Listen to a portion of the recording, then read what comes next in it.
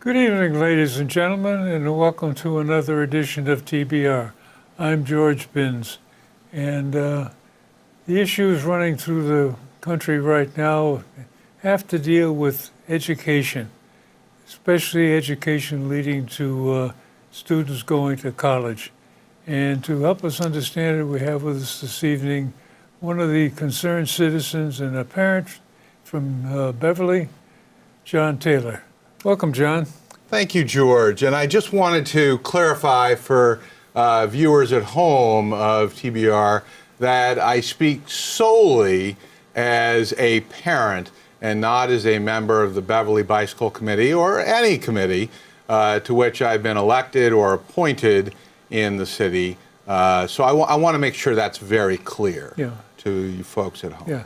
So I guess the thing that started this off is University of California, San Diego, did a study on some of their incoming students after the end of 1 year, and they found, I think it was 1 in 8 students was not ready for it, and especially in math was one of the weaker subjects.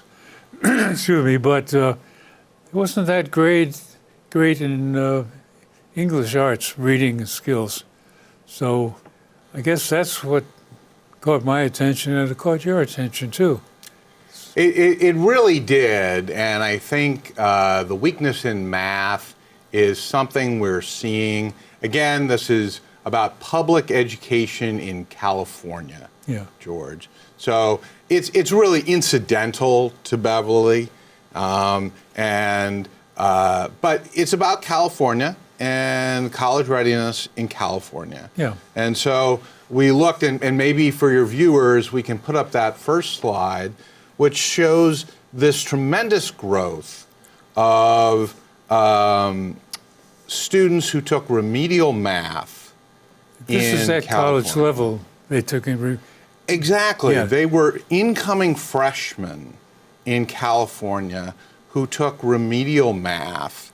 And George, I'm going to ask you one of the questions, if I may, that these students were asked, and this will give your viewers an idea of what remedial math exactly meant. Yeah. So this gives your viewers, I think, first, a slide of what that growth trajectory looked like. And it wasn't just a small trajectory, but it was a big one. And this study was done over 10 years, and we're seeing just 2020 to 2025, but it was a big study, and there are a lot of questions, I think, about why that is. So let's give George a little bit of an exam, if you don't mind. All right? So can we put that slide up, if you don't mind? The question slide. And the second question, I think, is what we want to focus on. There are a lot of questions here. And for our viewers at home, George is going to answer question number 2. And to the right, George, are 2 red pieces of data. Yeah. It gives a grade and it gives a percent. And the grade is the grade at which the concept is learned. Yep. And the percent represents the percent of students who got the question right. Oh boy. So Was it 2.7%? No, so in this case, number 2, 79% 79%, yeah. of remedial math students got question 2 right. Okay. So that means 21% did not get it right. And in the second box, we look at, they tested grades 3, concepts learned in grades 3 through 8, which would be middle school. And in the third box, which is not shown, we tested concepts learned in high school. Mm-hmm. But let's focus on question number 2 which is an elementary school concept, which is that the student called Sarah has 9 pennies and 9 dimes. And the question is, how many coins or how many things did Sarah have in all? Yeah. And it's obvious 9 and 9 is 18. Right. George got it right. Yeah. But I think one of the tricky parts of this question is pennies and dimes belong to a category called coins. And I think what this is showing is that you get into a situation where maybe they could know 9 and 9 is 18 by simply going through the quote, strict arithmetic. But when you try to apply it to the real world, it brings in the concept of what is the common concept. Right. You know, So- what are coins and all that Yeah, jazz? what belongs to the category coins and what doesn't belong? If the question was one of she's got 7 dogs and 9 dimes, you have to ask a different question to combine them. So this is the basis of the concept, but this is a fundamental understanding of how you use math. Exactly. It's And- fundamental mathematics. And it's all well and good to memorize the tables of adding, subtracting, multiplying, division. Used to do that all the time, sit in class. 1 and 1 is 2, and go on and on. But to get to the next step of how do you apply it, that's the tricky part, and it's not being covered, obviously. Well, for these students, I should say, and these are remedial math students, so they're only a subset of the population Yeah. of incoming California college students. They couldn't answer these questions. Yeah. So this is a subset of this population, but they're a very large Yeah, 21% is, Yeah, 21%, George. and theoretically, they've already gotten through SATs or something equivalent to that, and were selected for. Admission. And again, it's not way below normal that's they're going to. It's University of California, San Diego, which has got a pretty decent reputation. It does. And fundamental mathematics, as George, I think, as an engineer, Yeah. you can attest, is a concept that if you're measuring a floor or doing sheetrock or doing plumbing, you've got to have those fundamental mathematics skills. Yeah. Because if you're charging a customer for a job you did, Yeah. you've got to know that 9 whatever plus 9 whatever is a certain amount, so you can gain a profit Yeah. on your job. And if you don't have those fundamental mathematics skills, whether they be for entering University of California at San Diego students or for vocational students who go straight into the workforce, some vocational students, I should say, go straight into the workforce.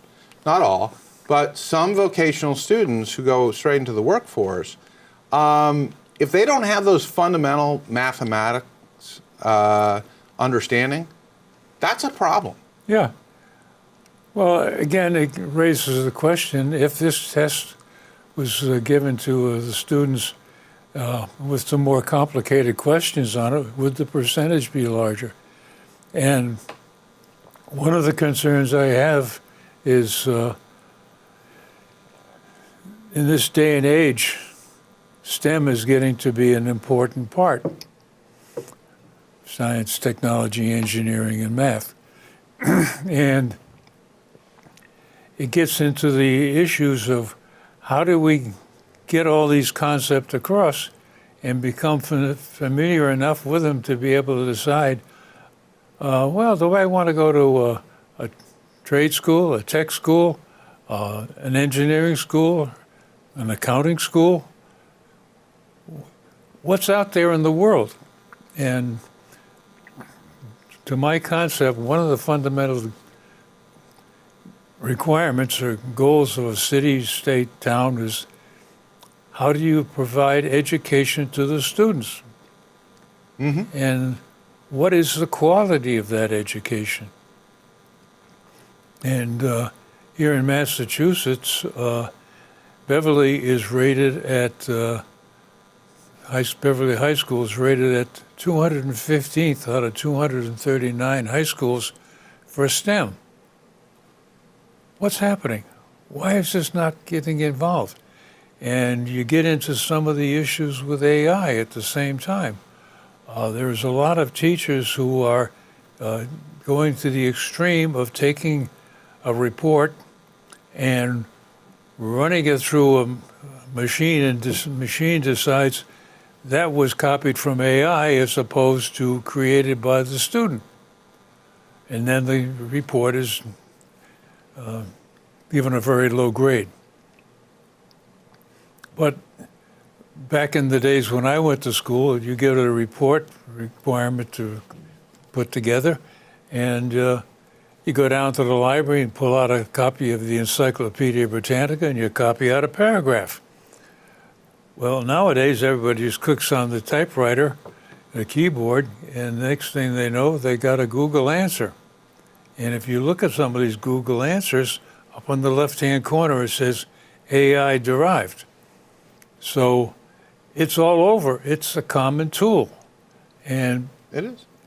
I think the education system has to adjust to the point of saying, okay, this is the way the world works. How can we learn to do it better? How do we learn to use this tool to make things better? So I think there's a lot of room for improvement around nationwide as well as locally. So it's not a unique problem to just University of San Diego. Yeah, I want to veer away a little bit from Beverly education and local education just because of my future role, but certainly AI has a role. Yeah. In our national conversation, in our state conversation as well. We've seen AI being used in newspapers. We've seen AI being used in advertising. We've seen AI being used in even accounting and finance. Oh, yeah. And there's a tremendous opportunity for students. For instance, I went to a conference, George, where, and in engineering, I went to a conference where they talked about the need for policies and procedures of organizations over AI. You know, Yeah. Wouldn't that be a great opportunity for, you know, some student somewhere to be benefiting from that? Well, the one that's really surprised me was Meta. If you want to hire into there, you have to take an exam. They test all their incoming candidates. And you are expected or allowed to use AI to answer the question of write a program that does such and such, create the algorithm. So it's assumed that when you're on the job, you're going to be using AI to solve whatever the problem is of the day, and that's a necessary skill. So back us up a couple of grades, and somewhere along the line, this has got to be taught as how do you use AI to do X, Y, and Z? Exactly. It's kind of like, I remember talking to somebody, it's kind of like some other tool.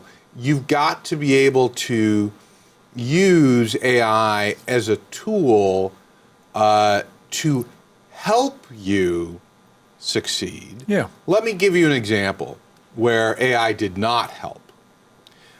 So there was a newspaper which used AI to produce a story, which is fine. I think it was a story about health disparities or something like that. And they did a little bit of research about, using an AI tool. And at the end of it, and they published the story, and at the end of it, they published the AI prompts, which were things like, would you like me to write it in a shorter way? Would you like me to use smaller words or more understandable, whatever? And that's what we've got to teach students. How do you use these tools? Yeah. Not how do you avoid tools in general that help you, but how do you use these companion tools in a way that help you? How do you develop the critical thinking skills that we know are all of our nationwide students, especially these University of California at San Diego students, needed and didn't have. Can I talk a little bit about how they gave this exam? Go ahead. So to George's point about AI, they gave this exam. It was 45 minutes long. So imagine you're taking some third grade questions. They had 30 questions on the exam. And to your point, some of them were third grade questions, some of them were eighth grade questions, and some of them were 12th grade questions. All of these students had gotten a 3.5 GPA or above. And they were told that they would not be penalized for the answers they gave, and that they should not write their names on the actual test. They were just to be used for placement purposes and to understand where the focus of a conversation and teaching should be provided. Yeah. So it was almost like, okay, don't use AI. And it was a calculator-less situation. So they couldn't use a calculator. They had to demonstrate a knowledge of 9 plus 9 equals 18 on their own completely. Well, you always got your handheld digital calculator. That's right. And you saw George successfully process that question. So to your point, George, you were asking about, well, there must have been, questions where the students did not succeed. Yeah. And there were indeed, once you got into the, 10th, 11th, and 12th grade, concepts of calculus and even higher level algebra, there were concepts that kids did not understand. What is the point? The point is back to AI. Kids need to understand that AI is a tool at the University of California in San Diego, that AI was a tool. It is not a replacement for understanding that 9 plus 9 equals 18. Yeah. And like any tool, it has its place. And part of the game is knowing when to use it and when not to. And you get into these situations where you rely so much on one thing that it really brings your focus in too tight and you can't see the big picture. And again, this is one of the problems with AI, that you have no idea what it's really using as its database to come up with the concept that you're trying to understand. Right. And we did a recording with one of the locals from Beverly here, Kevin O'Reilly, who writes books about how to teach critical thinking. And we got into this question of AI. And again, it's a real challenge to understand what it can do and what it can't do. Yeah. And to the point you were making earlier, with the prompts at the bottom of the article, it's almost like having a personal consultant side by side with you. Sure. You know, Just turn around and talk to it. It says, hey, how do I write this better? Is there a better way to describe this thing?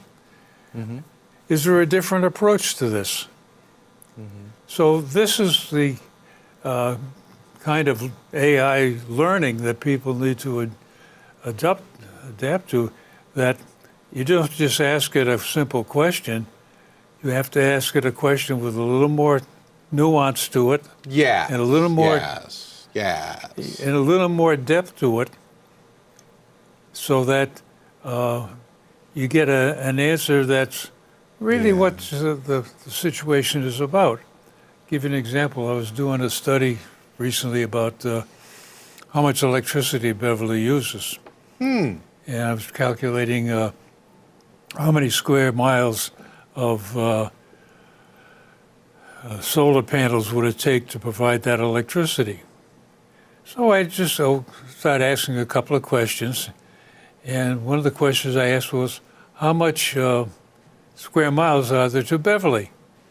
So it came up with an answer. It says there's so many thousand square miles to Beverly, and then there's so many thousand square miles of water as part of the boundaries of Beverly. Sure. And I hadn't thought about asking about the water part. Right. Because you think of Beverly that, okay, it sits here on the coast, and there's no big lakes in town. There's no... Yeah, right. It's a lot more than you think about. Oh, yeah, absolutely. So, to that extent, it's an eye-opener that's, oh, wow, there's more to this. Now you dig in a little deeper and find out what's going on, what's this water about, and you get into other issues. But that's part of the learning process of, I got a new tool. Yeah. It's sharper than I know what to do with. Yeah. And I got to be careful I don't cut myself with this new tool. Yeah. Got to learn to use it right.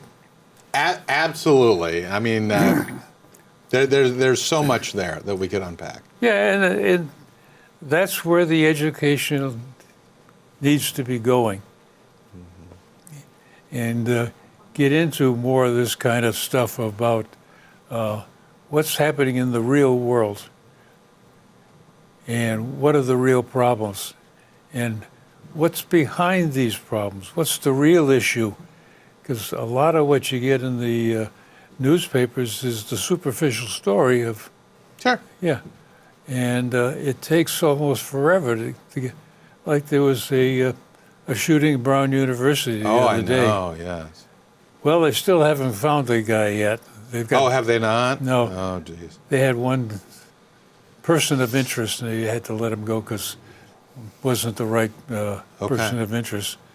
But you get into these kinds of questions about what's happening, why it's happening, and it takes a while. And again, AI is an adjunct. It doesn't replace good detective work. That's right. But it helps a lot. Absolutely. So, and I think, for our students, I'd want to make very clear, and for students nationwide, I'd want to make very clear that AI for a lot of companies is in its infancy. Oh, yeah. Because companies, the Metas and the Googles of the world, they probably know exactly what to do with AI. For your smaller companies and those which are struggling, they're not exactly sure what to do with this technology, and some of AI can be just asking your cell phone or asking their cell phone Yeah. for directions. But some of AI, and then some of AI can be just using Copilot on Microsoft on a browser. So there's all kinds of different AI products out there that I think students need to understand, and parents too need to understand. There's no single AI solution out there that students are going to understand, but these University of California at San Diego students need to understand fundamental mathematics because, George, as you know as an engineer, fundamental mathematics is a competitive advantage in the workforce. So we got to the point of talking about how do the parents fit into this discussion? Because they're the ones that are driving the boat in terms of what their children are getting in education. And as it turns out, we've run out of time for this session. And guess what, ladies and gentlemen? We're going to come back and do it again and talk a little bit about how the parents should get involved. So stay tuned, and we'll be back shortly.